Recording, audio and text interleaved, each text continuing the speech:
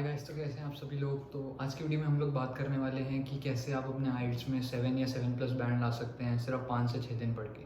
अगर आपने उसकी प्रिपरेशन नहीं कर रखी पहले से, तो क्या एक्स्ट्रा करना है आप लोगों को सिर्फ 5-6 दिन में, ताकि आप 7 या 7 से ऊपर बैंड ला सकें। क्योंकि 7 बैंड लाना बहुत ज़रूरी है। 6 बैंड मिनिमम रिक्वायरमेंट होती है, लेकिन अगर आपको अच्छा कॉलेज या फिर यूनिवर्सिटी में एडमिशन चाहिए तो 7 बैंड बहुत ज़रूरी होता है, ताकि आपको दूसरे स्टूडेंट से ऊपर प्रायोरिटी मिले। तो जैसे कि आप सभी लोगों को पता ही है कि हमारा जो आइल्स होता है वो 2 टाइप का होता है। एक होता है जनरल आइल्स और एक होता है एकेडमिक आइल्स। जो हमारा जनरल आइल्स होता है वो जनरली उनके लिए होता है जो आगे इमिग्रेशन या जॉब पर्पस के लिए जा रहे होते हैं, और जो हमारा एकेडमिक आइल्स होता है वो स्टूडेंट्स के लिए होता है जो आगे ग्रेजुएशन या पोस्ट ग्रेजुएशन करने जा रहे हैं स्कूल या कॉलेज के बाद अपने। तो अब आप लोगों के पास सिर्फ 5 दिन बचे हैं अपने आइल्स के एग्ज़ाम में। तो अब आप लोगों को क्या क्या करना है, क्या प्रोसेस फॉलो करना है, कैसे आप लोगों को 4 दिन में काम करना है अपना डिवाइड किया, आपका पूरा कोर्स भी हो जाए और आपका स्कोर भी 7 या 7 बैंड से ऊपर आ सके। तो मैं पहले आपको बता दूं कि ये 4 से 5 दिन आप लोगों को पूरी मेहनत करनी है, अपना पूरा 100% देना है।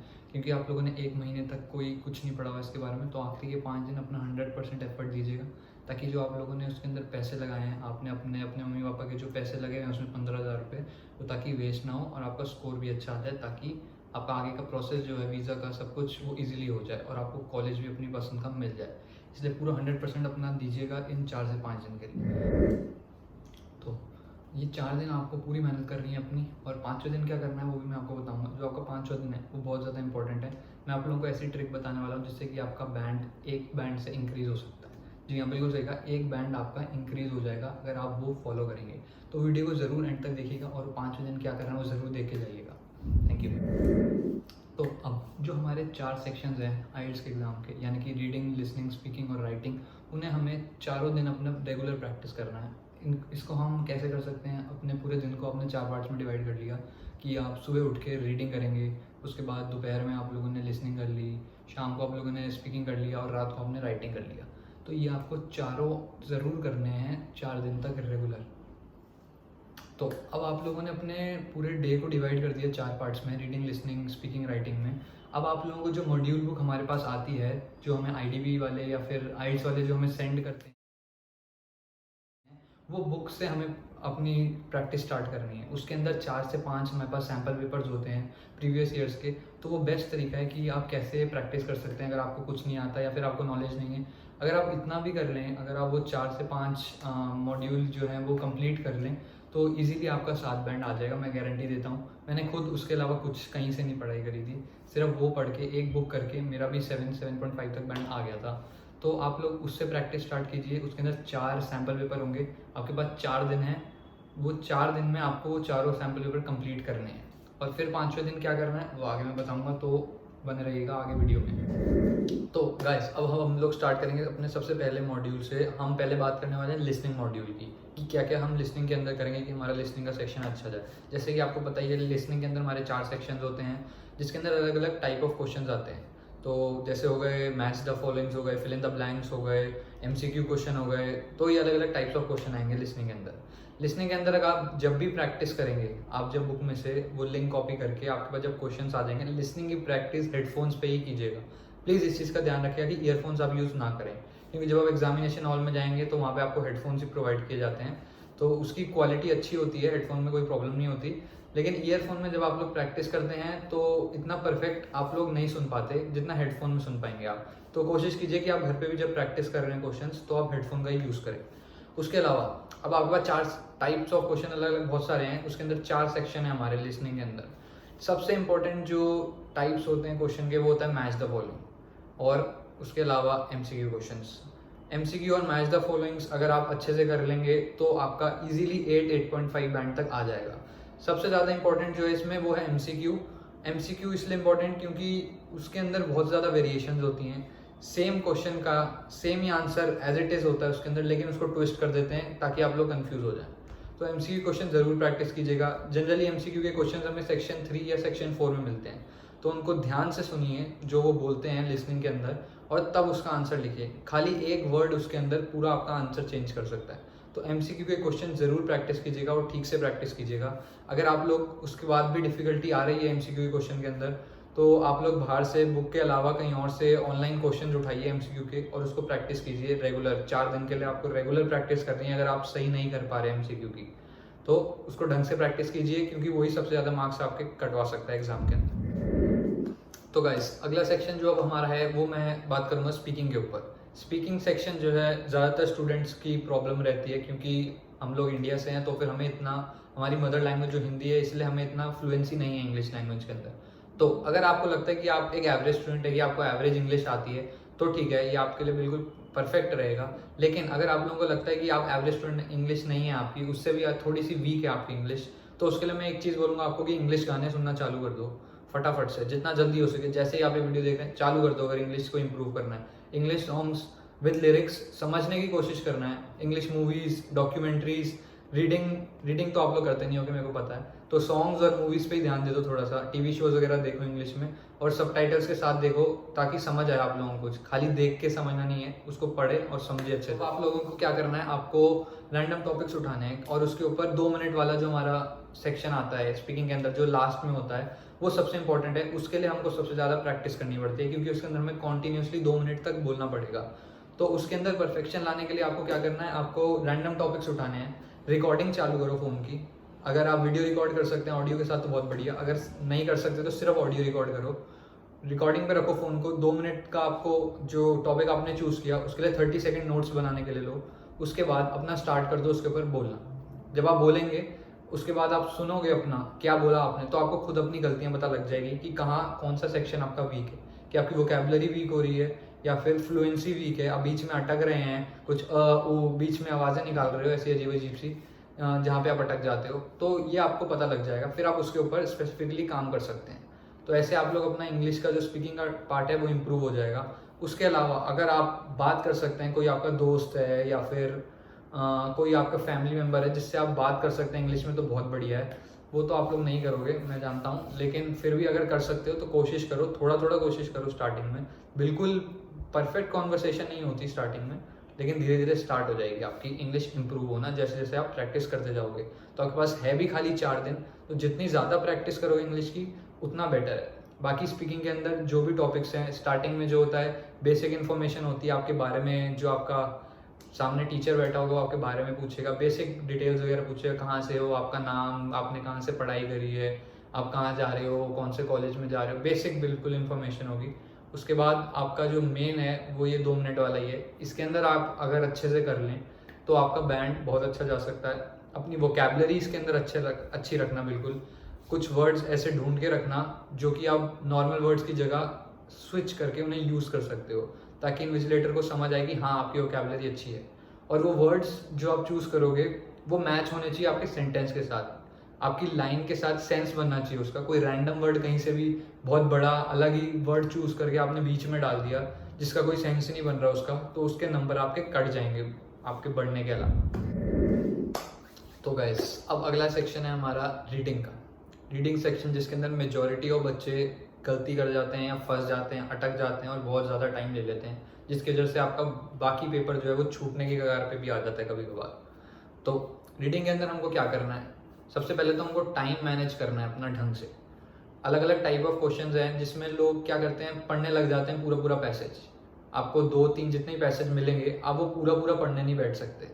अगर आप पूरा पैसेज पढ़ने बैठ गए तो एग्ज़ाम हो जाएगा और आप फिर घर पे जाके आंसर निकाल रहे होंगे। तो पूरा पैसेज नहीं पढ़ना, अपने क्वेश्चंस को रीड करना है। अलग अलग टाइप्स ऑफ क्वेश्चन होते हैं, मैच द फॉलोइंग के, एमसीक्यूज के, जो भी, अपने क्वेश्चन को ढंग से रीड करो। उस लाइन के अंदर आपके पास एक कीवर्ड आएगा, 1 2 3 कीवर्ड जितने भी हो सकते हैं, वो ऐसे कीवर्ड्स होंगे जो एज इट इज़ आपको अपने पैसेज में ढूंढने होंगे। बिल्कुल एग्जैक्ट नहीं होगा, ज़रूरी हर बार ये नहीं है कि वो बिल्कुल एग्जैक्ट मिले आपको। उससे रिलेटेड कोई वर्ड भी हो सकता है, उसका सिनोनिम हो सकता है। वो वर्ड आपको अपने पैसेज में ढूंढने हैं। मोस्टली पैसेज जो होता है वो ऑर्डर में ही होता है, तो अगर आपका पहला क्वेश्चन है तो वो पहले या दूसरे पैसेज में ही उसका कीवर्ड आपको मिल जाएगा। तो वो कीवर्ड ढूंढो, पैसेज पढ़ने मत बैठो पूरा, वो कीवर्ड को सर्च करो। जहां आपको वो कीवर्ड मिल गया, वो लाइन और उसके अगली लाइन, वो 2 लाइन आपको रीड करनी है खाली। यही ट्रिक है सबसे ईजी जो है अपने रीडिंग सेक्शन के लिए। वो कीवर्ड ढूंढो, उसके आसपास की 1-2 लाइन पढ़ो, वो स्टेटमेंट समझो और आपका आंसर मिल जाएगा आपको 2 मिनट के अंदर। बहुत जल्दी हो जाएगा इसका। आपका जो भी टाइम वेस्ट हो रहा है वो इसके अंदर नहीं होगा। एक और चीज़ बताऊंगा, टाइम बहुत इंपॉर्टेंट है इसके अंदर। अगर आपके टाइम का इशू आ रहा है, पहले आप बिना टाइम के प्रैक्टिस करो इसे। 2 दिन तक आप बिना टाइमर के प्रैक्टिस करो और नोट करो कि आपको कितना टाइम लग पा रहा है इसमें। अगर आपका टाइम जो है 1 घंटे से ऊपर जा रहा है, या फिर आप जल्दी तो कर नहीं पाएंगे, ऊपर ही जाएगा, या तो अगर 1 घंटे से पहले ख़त्म हो रहा है तो बहुत बढ़िया। 1 घंटे से ज़्यादा जा रहा है, पहले बिना टाइमर के प्रैक्टिस करो 2 दिन। धीरे धीरे आप देखोगे कि इम्प्रूवमेंट आ जाएगी और चौथे 5वें दिन तक आप बिल्कुल टाइम के अंदर उसको कन्वर्ट करके देख लोगे। जो मैंने तरीका बताया आपको उसको ज़रूर फॉलो करो प्लीज़, क्योंकि यही तरीका है जिससे आपका रीडिंग सेक्शन जल्दी हो जाएगा। मैंने भी ये तरीका देखा था ऑनलाइन कहीं पे, ये किसी कोर्स में या किसी चीज़ में बताया नहीं जाता, लेकिन मैंने ऑनलाइन किसी की वीडियो देखी थी यूट्यूब पर ही, उसने मेरे को बताया था कि कैसे आप रीडिंग सेक्शन जल्दी कर सकते हैं।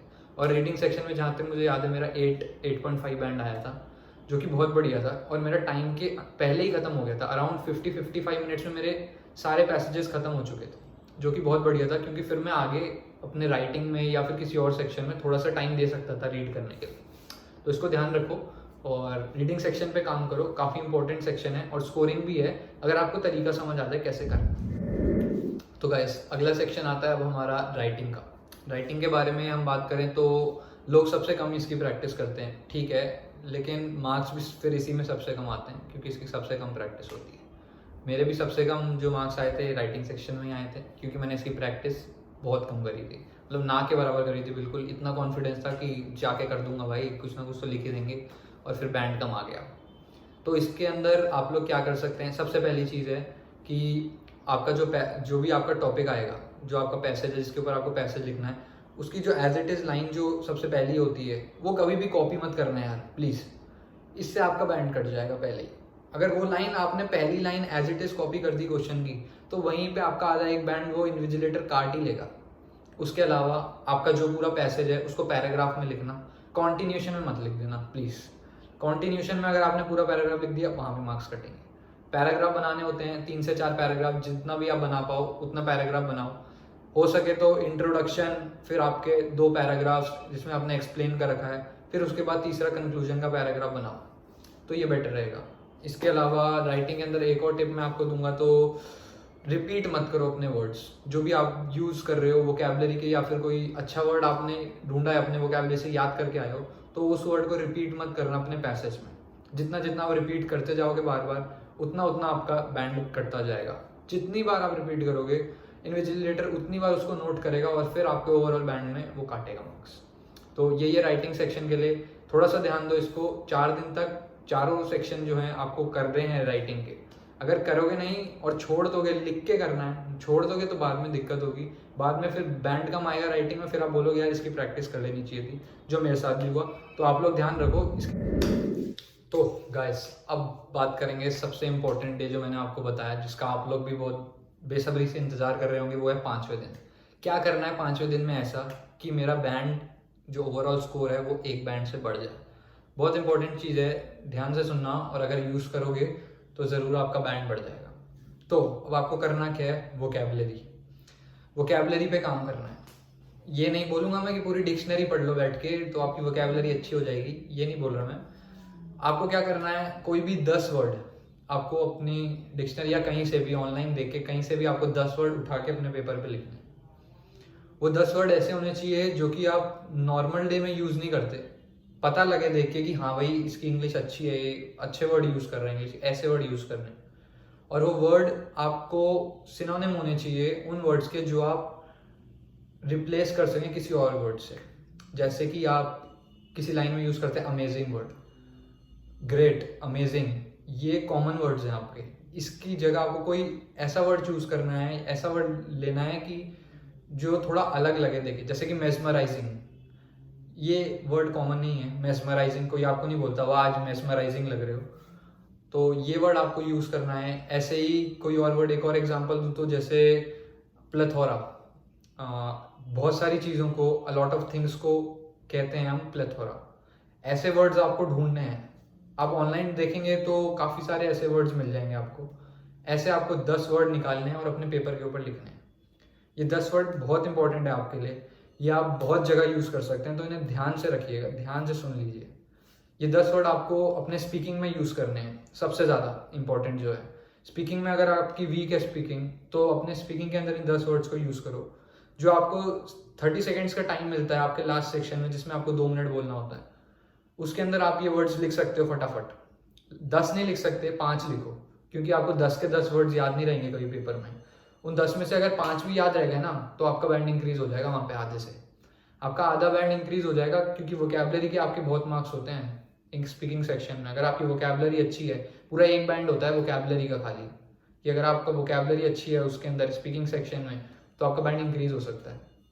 तो ये वर्ड्स आप 10 के 10 तो याद नहीं रख पाओगे, लेकिन अगर 4-5 भी आपने वो बोल दिए अपने सेंटेंस में बोलते टाइम, तो बहुत बढ़िया हो जाएगा आपके लिए और आपका बैंड इंक्रीज हो सकता है। उसके अलावा हम इसको राइटिंग सेक्शन में यूज़ करेंगे। राइटिंग सेक्शन में भी वोकैबलरी के मार्क्स होते हैं। वहाँ पे अगर आप 10 के 10 वर्ड यूज़ कर दो तो बहुत बढ़िया है यार। आपको अपने आप दिखेगा कि आपका राइटिंग का स्कोर इंप्रूव हो गया है। आपको पता लग जाएगा कि हाँ, इन वर्ड्स ने काम किया है, ये वर्ड्स यूज़फुल हैं। राइटिंग सेक्शन में ये वर्ड्स यूज़ करो। 10 के 10 नहीं कर सकते तो कम, जितने भी आपको याद हैं उतने वर्ड्स यूज़ करो, लेकिन वर्ड्स को ज़रूर यूज़ करो यार, ये बहुत काम आएंगे और आपका स्कोर बड़ा हुआ आएगा एक बैंड से। तो गाइस, यही थी हमारी आज की वीडियो कि आप कैसे अपना 7 से ऊपर बैंड ला सकते हैं। लेकिन एक चीज़ ध्यान रखिए, ये वीडियो मैंने जो जो तरीके बताए हैं, ये मोस्टली तरीके तभी आप यूज़ करें जब आपके पास 1 हफ्ते से कम का टाइम बचा है। अगर आपके पास 1 हफ्ते से ज़्यादा का टाइम है तो आप लोग अपनी पूरी प्रिपरेशन कीजिए। लेकिन अगर आप 5 से 7 दिन बचे हैं और आपको ऑलमोस्ट कुछ नहीं आता है या बिल्कुल बेसिक नॉलेज है, तो आप ये तरीके यूज़ कर सकते हैं और आपका स्कोर 7 बैंड से ऊपर आएगा। प्लीज़ सब तरीकों को ध्यान से सुनिएगा। दोबारा अगर आपको वीडियो देखें, दोबारा देखो वीडियो को, और ढंग से सब प्रैक्टिस करना। जैसे जैसे बताया 4 दिन और 5वें दिन में क्या करना है, वैसे ही प्रैक्टिस करो। इम्प्रूव करो अपनी वोकैबलरी, स्पीकिंग, सब कुछ इम्प्रूव करके जाना। बिल्कुल अपना 100% देके आना एग्जाम में। और अपनी टाइम ड्यूरेशन का बिल्कुल ध्यान रखना। जब भी प्रैक्टिस करो, टाइम ड्यूरेशन साथ में रख के प्रैक्टिस करना। टाइम आपका बहुत इंपॉर्टेंट है। टाइम ढंग से मैनेज नहीं हुआ तो आपका पेपर छूट जाएगा लास्ट में, क्योंकि राइटिंग सेक्शन बचता है लास्ट में। और बहुत मैंने केसेस देखे हैं जिसके बच्चों का लास्ट राइटिंग सेक्शन में जो 2 पैसेज आते हैं उनमें से लास्ट वाला छूट जाता है, क्योंकि बस टाइम नहीं बचता। वो लोग रीडिंग सेक्शन में बहुत ज़्यादा टाइम वेस्ट कर लेते हैं। तो रीडिंग सेक्शन की जो टिप बताई है उसे बिल्कुल दिमाग में रखना। बहुत यूजफुल तरीका है वो, उससे आपका रीडिंग सेक्शन कम से कम टाइम में हो जाएगा। कुछ और डाउट, कोई क्वेरी हो तो कमेंट सेक्शन है आपके पास, कमेंट सेक्शन में बताइएगा। बाकी नेक्स्ट वीडियो का वेट कीजिए।